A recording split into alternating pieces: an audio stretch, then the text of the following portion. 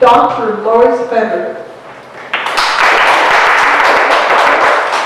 How many here have had a hair analysis done ever? Just a few people? Okay, so this will be kind of informative for you all. And what I did is I gave you a handout and I put it in the form of frequently asked questions. So I hope that that answers your questions. And we'll go through them individually.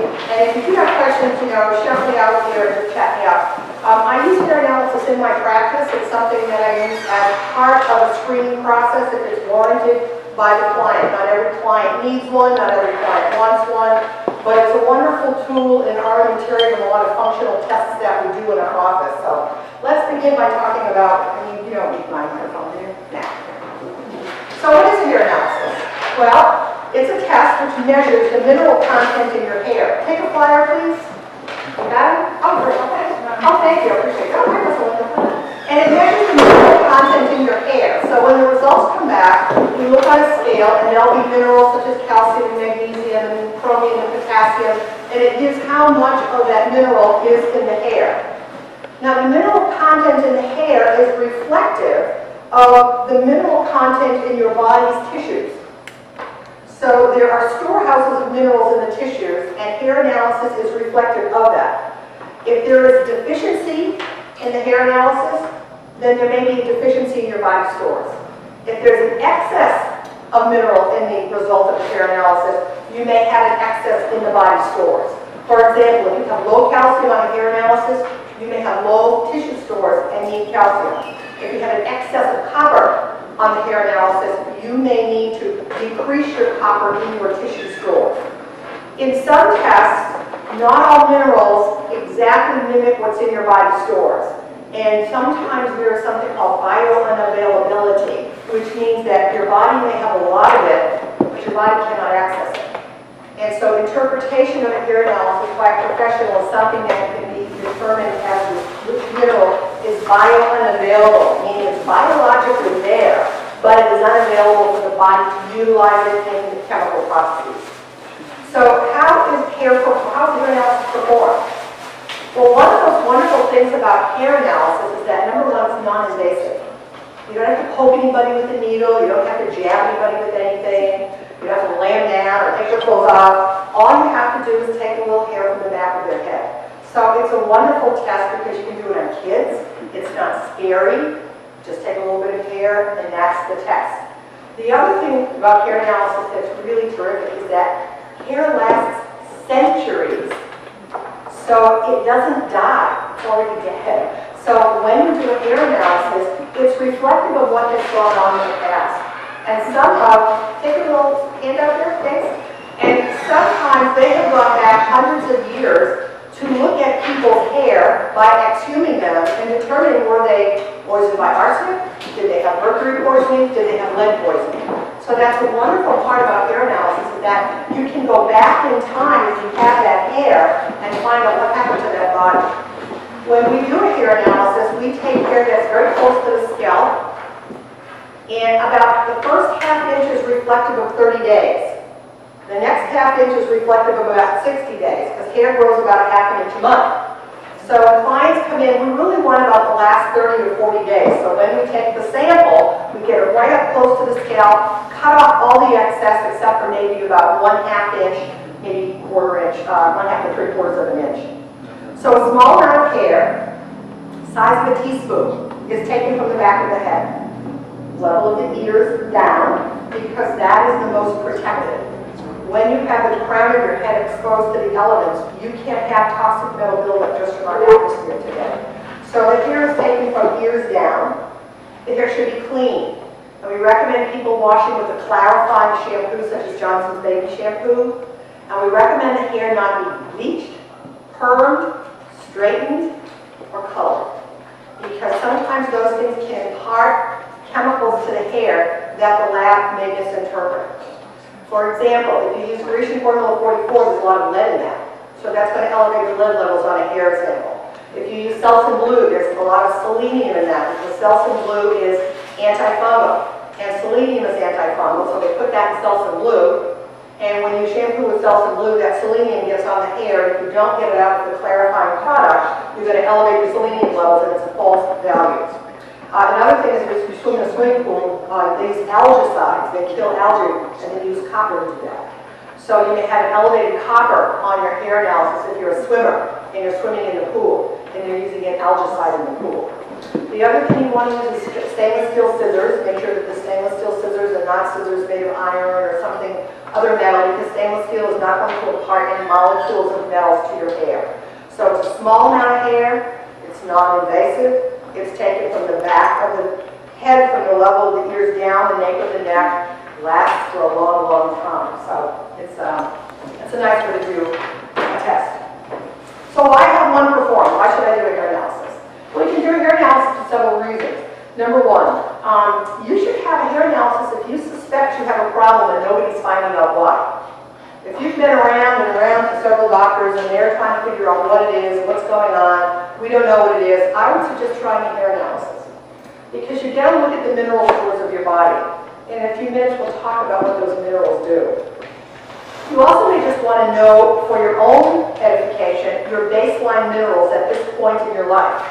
You know, if you're 30 or 40 or 50, and we know that, you know, maybe our parents have a problem in the future, type 2 diabetes or Alzheimer's or Parkinson's, you just may want, for your own knowledge, to get a hair analysis at this time, just for your own benefit, to know where your mineral stores and your status is. And specifically for the heavy metals, a hair analysis will not only measure the minerals you need for your life and your function, such as calcium and magnesium and selenium and chromium, but also the toxic minerals such as lead and cadmium and boron and mercury, copper. So those metals, you may want to determine, do I have any of those toxic metals at this time that I may need to look at addressing on removing as time goes on. You may also want to have a hair analysis performed just part of the diagnostic workup. If you go to someone, they're doing, you know, live blood cell analysis, and they're sending off for your hormones using urine or saliva, or they're looking at other factors using blood testing or other functional testing such as parasite testing using stool. You also may just want to have a hair analysis as part of that whole complex of tests to round out a diagnostic picture and to get a look at what your mineral stores and your mineral balance is, and or your heavy metal toxic burden, which for most people, we all have them. So don't think that you're the one without them, because I haven't found one that come back at this time in my practice in years and years that doesn't have some form of a toxic metal. So why do our minerals go out of balance? I'm sure you can all kind of guess. Number one, let's talk about the fact that our diets are just tremendously minerally deficient in this country today. The majority of diets that we're consuming are white flour, white sugar. There's not a lot of minerals in white flour, white sugar. So we're eating high refined carbohydrates which have very low mineral status. So our diets today are woefully deficient in the minerals that we need. We get most of our minerals from our fruits, our vegetables, our nuts, our seeds, whole grains, and meat and fish. And a lot of us don't eat that. Well, maybe we do, because we're kind of savvy, because we're here and we know. But the average person out there doesn't do that. In my practice, I ask for a 7-day food diary for every client that I have. And it's really pretty appalling to see what their choice of breakfast is. You know, Fruit Loops and, you know, black coffee with Splenda. And for lunch, there are Chick-fil-A, French fries with, you know, ketchup and a lemonade. And for dinner, they're doing a Chick-fil-A chicken sandwich with more French fries and more ketchup. I mean, there's not a lot of minerals in that type of a diet. And this is like day after day after day after day after day. The other thing is taking vitamins and minerals that are not either compatible with your biochemistry or that you might not be able to absorb. There's a vast difference in the types of nutrition that are out there. It's sort of like cars and purses and anything. There's a quality difference. You can buy things at Walmart. You can buy things at Nordstrom. You can buy things at JCPenney. You can buy things at Neiman's. There is a quality difference to a lot of the things that we have and do in our life, and supplements are no different. There are some brands that are very synthetic, they have very low potency, so you may not be able to absorb them. And then there are very high quality whole food nutrients that the body can absorb more readily. Another reason we may not absorb our minerals is that many of us today are on antacids. We're taking Tums, we're taking Rolaids, we're taking Mylanta, we're taking Prevacid, Prilosec, and Nexium, the son of Prilosec. And all those prevent acid in our stomach, and you must have stomach acid in order to digest and absorb your minerals. So without that absorption factor of good stomach acid, what you eat is not being absorbed and not going into your tissue stores. So you really want to look at, am I doing something that's preventing the absorption of these minerals by stomach acid reduction in the form of over-the-counter antacids or something that you're on every single day. Taking medication. We really don't think about what we do when we take a medication, but many medications deplete our body's vitamin and mineral stores. You can take things like antacids, you can take things like anti-inflammatories, you can take antibiotics, cholesterol-lowering medication, birth control pills, hormone replacement therapy, you name it, and you're losing vitamins and minerals. So you may be getting them, but you may be losing them faster than you're putting in because of medications you're taking. So that's another reason why we do not sometimes have the mineral stores on our hair analysis that we think we should when we say, gee, I'm eating really well and I'm taking all these nutrients, how come I'm deficient in this and in this? Lifestyle plays a huge deal, diet plays a huge role, medications can be another, so kind of watch out for that. Stress? We're not under stress, are we? Nah. Nobody here has stress. We're all just blazing along. Beam of glory, because we're enlightened beings. Stress is one of the primary reasons we lose a lot of nutrients. So when you are under a lot of stress, please remember you may need extra nutrients to compensate for that. Or again, when you get a hair analysis and your minerals are low, you have to think, what stress have I been under? Not regionally and locally today, but in the past, that may have pulled my nutrients out of my body much more quickly then, and I may not have been able to put back in to bring them up to the stores that I should be able to function at. So stress is another one. Toxic metal accumulation. We often don't think about toxic metals such as mercury, lead, cadmium, but certain types of jobs lend themselves to higher toxicity levels. Electricians, plumbers, printers, airlines. All of these exposures over time build up the toxic loads in our body. Toxic loads force our other minerals out and away. So you also may have toxic loads from mercury amalgams, which not only contain mercury, they contain lead, they can contain tin, they can contain nickel, they can contain copper. You may have a hobby, like I had a friend who did stained glass, and then when we got our hair analysis and her lead was off the chart, I began to say, where are you getting this lead? And then I went, oh, you do stained glass. And it was all leaded, all around. So even our hobbies can lend itself to elevating our toxic minerals, and we just kind of don't think about that sort of thing. We sort of forget about that. I had one client who came in and his lead was off the chart. He was a 65-year-old man. And I said, where did you get this lead? He goes, well, I used to be a painter. And in those days, they had lead-based paint. And once those toxic minerals are in us, they don't leave unless we absolutely use chelation to get them out. So higher toxic mineral stores force our usual daily customary minerals such as calcium, zinc, lower and lower and lower. And finally, you may have inherited a skewed mineral pattern genetically from your parents. We like to blame it. I blame my mother for my thighs, and I can blame her for a toxic mineral pattern. But you can also have an inherited mineral pattern from your parents, so that you have maybe a genetically lowered zinc or a higher need for zinc in your biochemistry. Or maybe you need more magnesium in your biochemistry because your biochemistry, based on your genetics, requires a higher magnesium level. So you can inherit genetic patterns from your parents that require you to have or need more minerals. So when you get your hair analysis and you see them very low, you're going, wow, where did this come from? And it may be because there is a genetic or an inherited tendency. So what are some of the conditions which may result or be aggravated by minerals out of balance? First of all, there are some authors and researchers who consider minerals to be far more important than vitamins. And today everybody's focusing on vitamins, folic acid, B12, and vitamin C, but minerals are the true building block of our body.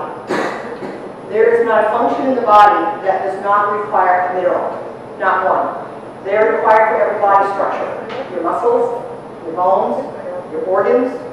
They are required for fluid balance. Okay? You need potassium, magnesium, sodium for your water balance, blood pressure balance. Every hormone in your body requires minerals. Your estrogen, testosterone, progesterone, your stress hormone, cortisol requires them. Your thyroid hormones require them. Your water balance hormones, aldosterone requires them. Your neurotransmitter production, your feel-good hormones in the brain that tell the body how to function and keep you happy require minerals.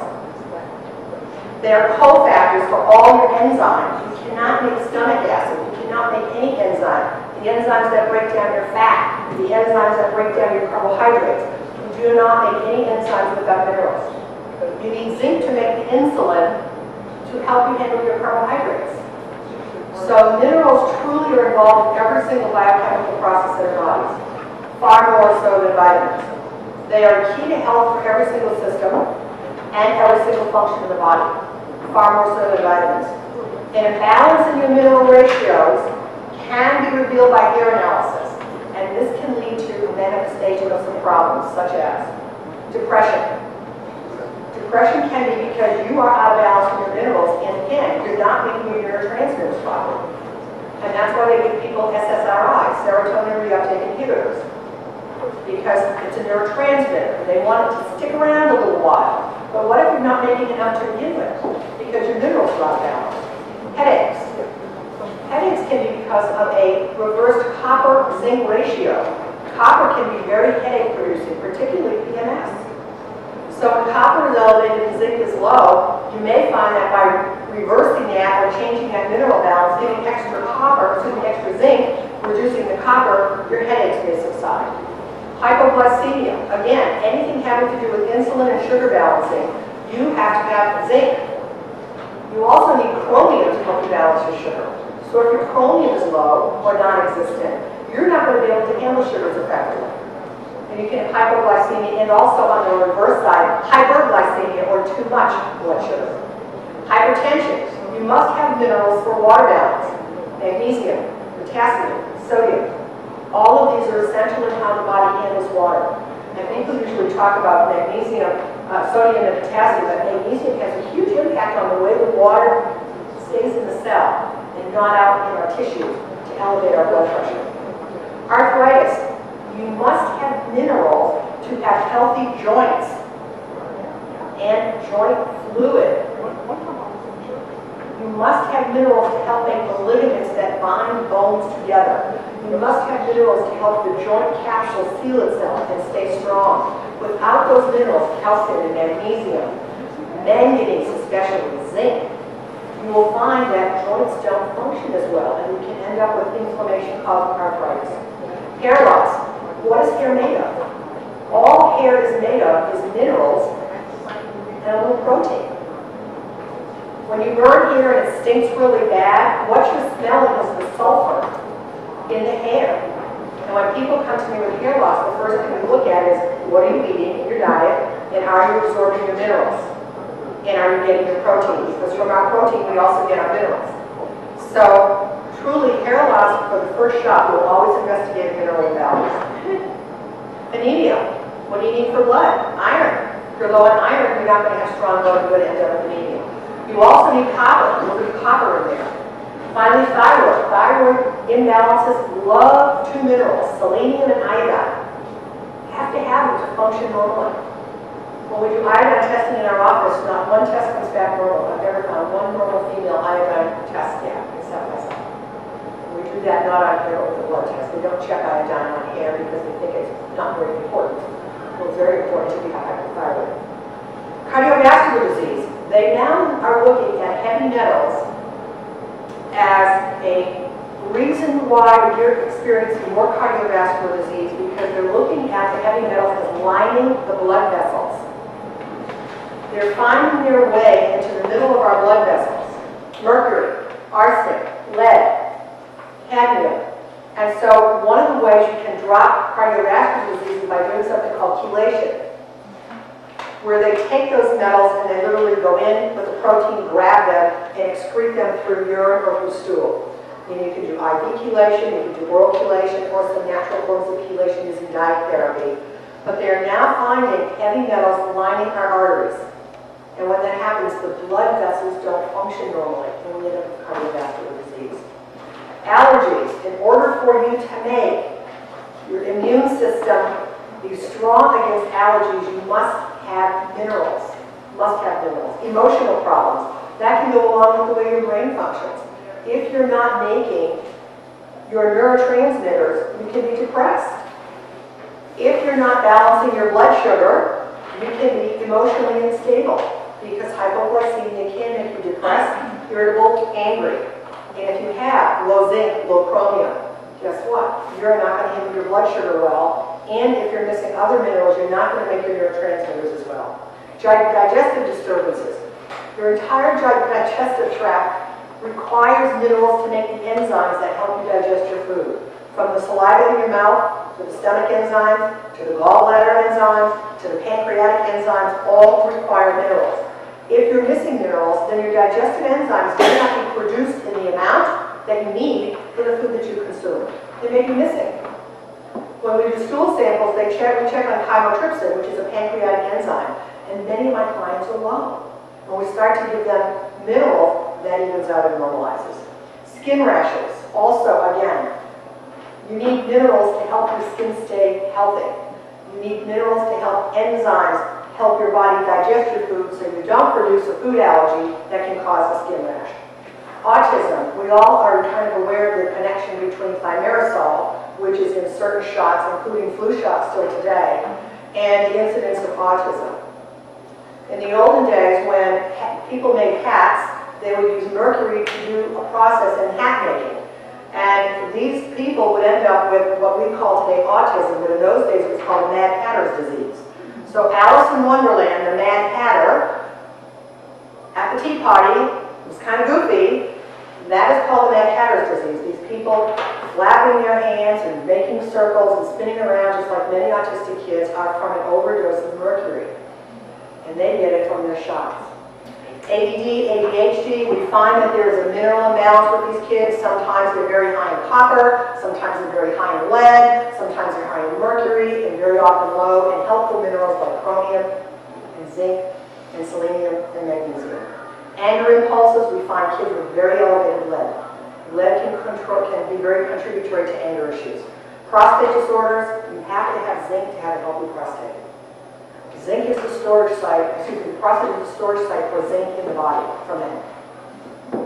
And very often we don't get enough zinc because zinc is found in pumpkin seeds and other seeds, and a lot of kids today don't eat those. And finally, our hormone imbalances. We need to have minerals to make our hormones. Every single hormone in your body requires a mineral to make. All hormones need minerals. So when you do a hair analysis, you can get a sense of, is my body low in the minerals that I need to run my body well? Calcium, magnesium, sodium, potassium, chromium, vanadium, selenium.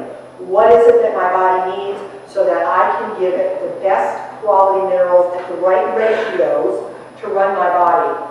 And is my body being torn down, dragged down by an excess of minerals that are toxic? Cadmium, lead, zinc, mercury, tin. And some of the places that we get some of these minerals are if you eat a lot of hydrogenated or partially hydrogenated fats or oils such as margarine. They use a nickel or a cadmium catalyst in those particular processes. So if your nickel is elevated or if your cadmium is elevated, you may be eating a lot of refined, or I should say hydrogenated or partially hydrogenated foods, margarine, things of that nature. If you smoke, whether you smoke real cigarettes or funny cigarettes, the paper has cadmium in it. And when you smoke, the paper doesn't burn really quick, it burns very slowly. The cadmium in the paper prevents the paper from burning right up in front of your eyes. But as you inhale, or don't inhale like Bill Clinton, you're going to get cadmium. And cadmium displaces zinc. So high cadmium levels can often be, I better check my zinc level, because if I smoke, I've been around secondhand smoke, or used to smoke, then you're going to have excess cadmium in your body that's affecting your zinc levels, which in turn will affect your copper levels. And the final quote from one of the brilliant mineral man in the world, Dr. Paul Eck. Every mineral has an effect on every other mineral. It is scientifically impossible to change the level of one mineral without simultaneously affecting the levels of all other minerals. They are interdependent. Minerals are like a web. If you do something up here, it affects something down here. If you do something up here, it affects something down here. They work far more in a concert or symphony type arrangement than your vitamins do. So why should you have a hair analysis? Again, if you just want to find out what your mineral status is, it's a good thing to do to get a baseline. If you have problems that you can't find out an answer to, it's a good place to begin. Or if you try things and they don't work, maybe your minerals are out of balance. So that's why a hair analysis can help you determine your mineral balance and bring you back into a good, healthy balance. Questions? Sir? What is the time frame of costs? Time frame, you could do it on like a Monday, it'll probably be back in about 2 weeks.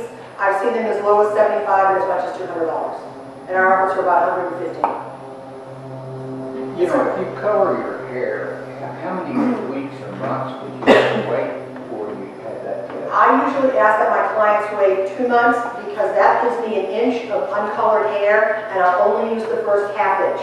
The other question is, do we cut the hair? No, and I would not recommend hairdressers either because there's a lot of contamination. So you come to the office and we, put your hair up and we cut it off and put it in a little bag and send it right to the lab. Like I do color my hair, so if I wanted to color Yes, this, you can color on. Exactly. I have Okay. clients and women that do that. Okay. Just color from the ears up and then Yeah. not color. Gotcha. Wouldn't that kind of give a false deal though, or if you did what she did? No, because we're taking it from an area that is not colored for 2 months. But the top you can color. Please remember, India and China burn coal which releases mercury and lead, and that's global. So our hair has a lot of excess minerals that are not really healthy, so that's why we take it from here down. Yes, ma'am? Do you offer the treatments if the diagnostics is... Yes, we will do chelation, yes. And I do oral, I don't do IV, and it takes a long time, but it can be done. And I've got some people on year and a half, and you can see the lead levels come down. What is chelation? Chelation means that you provide to the body specific proteins that go in and bind to the heavy metals like mercury, cadmium, lead, and then they reach in, grab them, and it goes out through the urine or goes through the stool. The word chelation means claw. And like a claw, it goes in and it grabs onto the mercury and it pulls it out. Because mercury doesn't leave by itself. Okay? You mentioned aluminum. Aluminum, yes. Magnesium will displace aluminum. Aluminum is more a mineral that will be displaced rather than chelated out. So you can get high aluminum malic acid and it kind of pushes the aluminum out.